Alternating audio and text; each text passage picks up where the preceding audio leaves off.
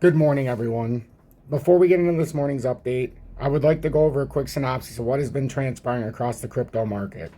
Yesterday, XRP had a very big drop to about $1.88. The exact drop that we talked about 48 to 72 hours earlier, assuming we didn't take the bearish but bullish in the short-term route, which would have brought us up to $3 or $3.10. That would have been a very bearish opportunity there, and that could have formed the official or the M topping reversal from a much larger scale if it would have got rejected at those levels. What ended up happening is we not only cleared out space below yesterday, but we went down to $1.88 approximately. The significance of that move is that officially backtested the $1.98 resistance from 2021. And we also went down to the fair value gap between that 185 and 188, around 189. It was somewhere, but I couldn't tell exactly. It was like 185 to 188, 189 we would have to hit. And we did. So we at least filled the FEG. We filled several of them coming down. And now the area of my biggest concern was as long as we come down there, no problem. We hold that 185 area and we're good to go. We create a big W reversal. In the short term, we created a nice bullish Gartley, and we'll go over that in the charts. I got a little something that I was going to read last night, but, last night the live, it wasn't 100% what I wanted. And I had to turn comments off, and I had to kind of get through the way I wanted. But we still had a great live. There were still great people, and there was just some unsavory moments from some, and I'm not going to tolerate it. So we do a very professional thing here, and I got to get through the information. So I just shut the comments off, and I went forward, head of steam. But I wanted to read through last night because I thought it was important. Now, XRP, because we were debating whether or not it formed a descending wedge or if it isn't a falling channel, which we'll look at both of the way they're set up. And then we were also talking about the Elliott wave yesterday, and a lot of people were talking about it in the comments as well. So it would have been fantastic to have been able to give you this information last night, but better late than never. And right now I get to do my own, with the vibes that I need to be going. So with that being said, we'll go over that. We'll try to look at the liquidity map, or the liquidity of how much liquidations happened on XRP yesterday. Try to get an understanding of what the long to short ratio is and things like that, so we can get a basic understanding of what's going on within XRP, not just from the charts, but from a trader standpoint, especially the leverage traders and liquidations and things like that, so we can get an obvious direction here this morning. So good morning, 7:57 a.m. Eastern Standard Time on this Wednesday, December 11th. 2024. I'm XRP Future Millionaire, and I reside in the great state of Michigan. The word of the day, humility. Do you bring it? Do you own it? Or do you relegate in the fact that you have no humility? It's a very strong word, whether in the community, whether out on your daily ventures. Humility. If you can look yourself in the face and you don't have some, get some. XRP at $2.37. And I can show you both scenarios. So this is like the falling wedge. Very freaking bullish. And the reason why it's so bullish too is we even put this uptrend a couple days ago. And today, if we broke the pennant flag to the top, what if we have to hit that uptrend from the pennant flag? So that's where we got this $1.95, $1.96. But it also, there's a gap that was formed here on the way up, which we filled. It was right above. We didn't quite come far enough down. It would have had to have come to actually it filled that perfectly. It even came down to 188. And I'm actually rather excited about that. Now, whether you decide to look at it like that or like this, I won't kill you either way. I personally think that falling wedge, because that's what I was targeting. But it also formed this falling channel, both very bullish reversals. These are very bullish consolidations. Don't get nervous about. This is what we wanted. This is what we wanted. And that uptrend, and I talked about this yesterday, and man, we did so much cool stuff on the live last night that got overlooked. What I was bringing out charting-wise was next level. Some people were annoyed because I was taking too long explaining the setup. And that's unfortunate because I was bringing something yesterday that many people aren't going to bring you. So, I mean, like I said, we want to understand what's going on in front of us. We really want to understand what's going on in front of us. We really want to understand what this pattern could be. And what I was theorizing yesterday, what if this is a very long-term, and let me go into the other chart real quick on the market cap so you can see it better. See how the market cap back here, we got to 129 billion in 2018. See how right here, the market cap only got to 90 billion in 2021. See how right now, we've actually broken out from a market cap standpoint. These are all very bullish. This is also in the price action what I was trying to get at. See how it went boom, created a massive, what is this? Take away the W, but a long-term cup, right?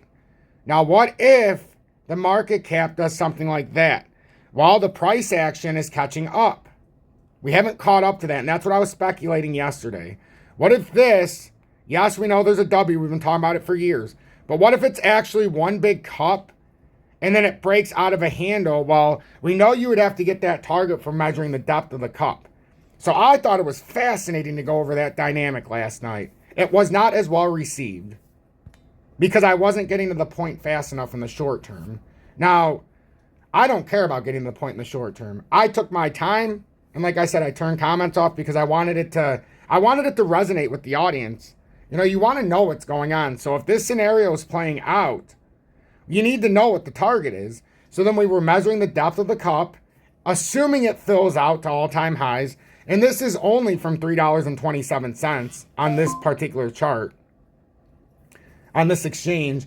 But if you go from just this exchange, and the reason I use it is because this is where I did the descending wedge for 4 years almost while I was in this community and just left it updating, left it to update week after week, month after month, year after year until finally we got to play out in late 2024. The technical target off of this, if that's a gigantic cup, is $6.98, which means that if we went up to the descending wedge technical target at $5.49, you would most likely backtest some range that is your closest long-term resistance leading into it. That's right. Remember how we came back to $1.98, a little bit farther to $1.88? That was our longest standing what? Resistance from 2021. So to think we were going to go unabated and get all the way to all-time highs, we're short-sighted. If we would have, it would have been a very bearish consolidation had we have went over $3. You also lose that psychological feeling that we haven't been over $3 since 2018. So we didn't do any of that. We ended up consolidating down and did what we needed to.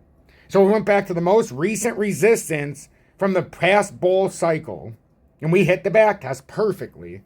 Technically, when you do that, you're trying to springboard yourself into a continued bull market. So am I optimistic to say the least? You better freaking believe it. Am I very excited about being able to bring this length of technical analysis and this kind of thought? You're darn right I am. Do I want to sit on it myself and not be able to talk about it with my audience? What the hell would the point of that be? Why would I have even started a channel? So we've got to remain focused and have full sight. You want to know every possible scenario that can play out here so that when it takes one of those routes, one of those variables, you don't have to guess. We don't have to guess on this pattern. Whether if it's a falling channel or a descending wedge as we identified practically from the start of this consolidation, either way, I'm fine with it. So it's either that or it's this. Either way, could not care less which way it plays out because they're both super bullish consolidations. The RLUSD token yesterday was approved by the New York Department of Financial Services, so we don't have to wonder about that anymore at all. We've got a huge W reversal formed. We've got a mild bullish Gartley formed on the second part of the W consolidation. It fulfilled everything I needed it to do. You break out of this descending pattern consolidation. First target's 272, and let me put it back up here. We measured it yesterday. $2.72. That would be your first target. You break past there. We know we've got that $2.92 swing high from this cycle run up so far. So we would have to take out that high. And then we know we've got 320, which is technically a push out of here in the short term if you look at the channel. Now, I could also argue that we have this as well, right? So I could argue that it created that. Some could say, hey, Tom, you know, I understand the descending wedge and I understand the falling channel, but what about a massive bull flag? And I would say, well, I can't say it's a bull flag, but what about a massive pennant flag if you want to take it from the long scale? then I'd say, okay, maybe we're onto something here. But still, I think it's more of a descending wedge or a falling channel than something like this. But I'm going to show you every opportunity that everybody in the audience might be dictating or might be thinking in their head. So that's where we're at with XRP. That's as good as I can break this down from the short term and showing you all the way the most positivity you could have to get us over $6 if that was going to happen. And I've shown you every reason why we have the setups we have. It's up to you to make an honest and informed decision on what you're seeing on my screen in front of you. And it's up to you to have the fortitude to be able to take in the information. It's that simple. If we take in the information, we're going to get much farther ahead here, folks. Much farther ahead. And you'll be on the right page, I promise you. Everything that I do to be ahead, I try to share with you every day. You just have to have the basic understanding and functionality to be able to sit through it. And if you do, you're going to be rewarded. If you don't, you get less. I don't know how else to put it. Yesterday on December 9th, well, going into yesterday, we had 481 million in longs liquidated on XRP, 152 million in shorts. That's $630 plus million liquidated out of XRP. The day before, look at this, guys. You can't make this up. $1.55 billion in longs found their way out of the market. Like, what the hell is everybody thinking? What the hell is this market thinking? Like, seriously, ask yourself a question. In a bullish market for XRP that we have not seen since 2018, why are we losing $1.7 billion in leverage? That's $1.7 billion that could have experienced a 28% resurgence from the swing low yesterday. Instead, $1.7 billion is now out of the market for us, for retail, and right back into the exchange pocket. 28% on 1.7 billion, you would have recovered over 400 to 500 million of those losses on the drop. I mean, come on now, like, let's be smart here. If you noticed my leverage trading talk has gone away, that's why. I'm getting disgusted by these numbers. I'm getting disgusted by all the people that are losing out on what they're trying to invest in because they want to get a cheap rally. Whether you're long or short here, look at yesterday. 54 million in longs liquidated, 59 million in shorts. It didn't matter, and that's leading into right now. It hasn't finished. But yeah, we had a 28% resurgence in XRP, but 113 million went and got liquidated during the process. Not too smart. I'm trying to show you ways to get outside of that nonsense. Start trading spot. That's all I'm talking about from now on. If you want to trade leverage, you know how to do it. If you want to follow, you know how to do it. But I'm not talking about it because it's not warranted. I see just too many people losing their asses right now in leverage when it is unnecessary. Got to have a much more stern understanding with my audience, because if I'm more of a friend, it gets taken advantage of. But if I'm more direct, you're listening because you're like, what the hell is going on with him today? He's more serious. That's where we're at right now. XRP forms descending triangle after nearly $3 rally or major correction ahead. So I like this one because it actually talks about the Elliott wave. XRP has experienced a significant rally mark, and I'll wait until tonight's live and we'll do the we'll look at the liquidation zones. I don't want to look at Bitcoin at all this morning. This is XRP today.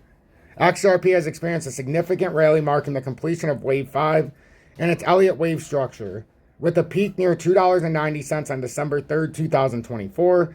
This bullish run followed a strong breakout from its previous consolidation phase, fueled by robust market momentum and heightened trading volumes. The rally successfully broke through critical resistance levels, continuing the long-term bullish trend. However, the recent peak is now showing signs of a corrective phase, with price action consolidating below its recent high. The correction structure appears to form a descending triangle, suggesting the onset of a potential ABC correction, which is fantastic because this is exactly what we talked about yesterday, and we could have validated it during the live. XRP has retraced to the 0.382 Fibonacci level near $2, a key area to monitor for support. Meanwhile, the relative strength index has declined from overbought territory, reflecting a cooling off upward momentum and signaling a potential consolidation period. If support at the 0.382 Fibonacci level holds, XRP could stabilize and prepare for a renewed push higher, potentially targeting previous highs and Fibonacci extensions. Conversely, a breakdown below $2 could open the door for a deeper retracement to the 0.5 Fibonacci level of $1.70, Remember my albeit support that it has to hold to continue this bull market at $1.65? There you go. If you're a fib person, the 0.5 extension, you break below that, you might as well kiss your ass goodbye. Excuse my French. It's not that we're done long term. It's just short term. We could go back down to fill the FVG at 91 cents. And I think my audience should want to know about that. Unfortunately, you were unable to hear about it because of the way it went in comments. The price action over the next few days will likely determine the short-term direction and clarify whether the correction is nearing completion or has further to go. So instead of saying it's going to go up X amount or down X amount, I try to fill in the gap so you can make an informed decision. It's up to you to take in the knowledge. Zooming into the hourly chart, we can see that the XRP is currently undergoing a correction phase after completing wave 5 of its impulse Elliott wave structure, forming a descending triangle. The price has now formed an ABC corrective pattern, with wave A taking the price down to 217, while wave B pushed it up to 263. And on December 8th, a subsequent decline to a lower of $1.97 on December 9th could have marked its completion, which is incorrect and a terrible way to look at the Elliott wave. That was not a good corrective wave. It had to come down farther. And how could it be a corrective wave if it never took out the low? It had to take out 190 or 188 area. It was right by that FVG. It had to take it out. There was resistance coming up. You're going to take it out, going back and retesting. So everything up to this point I agreed with, except the fact that they said the lower low of 197 could have marked its completion. I vehemently disagreed with that on December 9th, and we were proven correct in our analysis. And now we're making a move up after dropping below 197 to $1.88. On December 9th, blah, blah, blah, the price is up by 12%, but that was just forming the hump of the W reversal. The RSI, the Relative Strength Index, is recovering from oversold levels, indicating that bearish momentum is waning, but a decisive move is yet to occur. A potential upward breakout, which suggests at the start of a new trend. However, another rejection at the descending resistance could lead to a breakdown below the current support of $2.20. I think it's $2.22 personally, and signal, but who cares? It's 2 cents, and a signal a deeper correction toward lower Fibonacci levels and validating the bullish structure and the short-term levels. No short-term support levels to watch: 217 wave A low. And that's right where that uptrend is, so perfect. Immediate and critical support to sustain the bullish outlook: $1.97 to 0.382 Fibonacci. Strong support zone in case of a deeper correction. $1.70.5 fib. Major structural support for a broader retracement. $2.36 to 0.236 Fibonacci level. It's the extension area out of the swing low. And if you can break that, now you're pushing up towards the boundaries at $2.47 on the descending triangle, which would break out. Wave 5 would bring you up to about 290. And if you could break out that key level, then your wave 5 would bring you to $3.20 to $3.50, which would target all-time highs. The Fibonacci extension potential targets for wave V. So just pay attention. Very, very important. Wait a minute. Very, very important. I don't know if I was reading those right. My mind's a little back and forth, but I know that that was great information because I was fascinated reading it. And I thought everybody would have been fascinated listening to it at almost 12 last night. Stay ahead. But at least we got to get through the update. This was a different style and tone because it needs to be done. So have a blessed morning, everybody. And if you're still here, congratulations. You get to see how to trade XRP worldwide and some other things. So XRP, if you want to trade it worldwide, in the USA especially, and then if you want to have a leverage spot, you want to have the lowest fees, the lowest maker-taker fees, that's on BITUNIX for me in the USA. It's that simple. It's the cheapest for me. It's why I swing trade. It's why I leverage on that exchange when I do. And right now I currently have AMP, 280,000 tokens. I bought back at 0096 yesterday. So we'll see how that plays out. On HOTCOIN, I have my IOTA and VELO. I love it. I prefer to spot trade rather than leverage there. I would just do it on BITUNIX because it's a little more expensive on HOTCOIN, but you get higher leverage. Percentages you can take out, so you can leverage trade higher levels. Crypto.com is where I have my Crypto.com debit card. It's the Visa crypto card. You can literally take crypto, you got all the profits you need, you sell it right into the Visa debit card, and instead of having to send it to a bank, you can spend it right off of your card as a prepaid debit card, basically. I also have my, and here we go, a slew here: DGB, ZIL, VChain, IOTEX, Jasmy. I'm missing some DGB, XLM, but I think I talked about those. But I've got a slew of them. Got a slew of them there. And then if you want to send a donation, you can do PayPal, Cash App, Venmo. If you don't want to send a YouTube Super Chat or join Tom's Army, but you still want to show support, that's the way to do it. And then yeah, that's basically what we got here. I encourage you to go in the video description below. I'll add it onto my links to get to my TikTok. I've been doing lives there too to add a little more information. It's a different kind of live. You don't see my chart, you just see me. But yada, yada, yada. Have a blessed morning. Stay humble. Show your humility. And open yourself up to the information you don't know of. Open yourself up and don't be so impatient. You want to be open to all the information, not shut somebody off who has the intelligence and the information, who's giving it away for free. Never cut them off. Listen to it all until the end and become wiser, not dumber, day by day.